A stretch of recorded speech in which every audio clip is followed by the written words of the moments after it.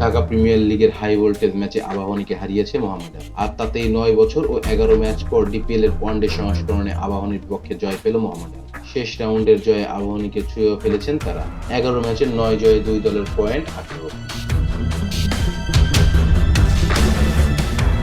শনিবার মিরপুর শেরেবাংলা স্টেডিয়ামে DPL league পর্বে নিজেদের শেষ ম্যাচে মুখোমুখি হয় দুই ঐতিহাসিক দল। সেখানে ৩৯ রানে জিতেছে মোহামেডান। টস হেরে আগে ব্যাটিংয়ে নেমে ১০ বল বাকি থাকতে ২৬৪ রানে অল আউট হন মোহামেডান। জবাবে ১৬ বল আগেই আবাহনী গুটিয়ে যায় ২২৫ রান। লিস্ট এ ক্রিকেটে সব মিলিয়ে ১১ ম্যাচ ও ৯ বছর পর চিরপ্রতিদ্বন্দ্বীদের হারাতে পারল মোহামেডান। শেষবার তারা আকাশী নীলদের হারিয়েছিল ২০১৬ সালের মে মাসে।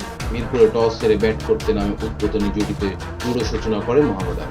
দলীয় ৩৩ রানে ১৮ বলে ১৬ রান করে বিদায় নেন রনি তালুকদার। এরপর ওপেনার আনিসুল হক ধরেন মাহিদুল ইসলাম অঙ্কনের সাথে। দ্বিতীয় উইকেটে দুজনে গড়েছেন ১২৩ রানের জুটি। ৫৫ বলে ৪৮ রান করে অঙ্কন বিদায় নিলেও ১০৪ বলে সেঞ্চুরি তুলে নেন আনিসুল। ২ ছক্কা ১৮টি চারে ১১৮ বলে ১১৪ রান করেন তিনি।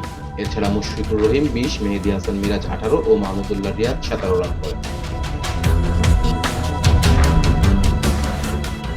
Islam, B Sports.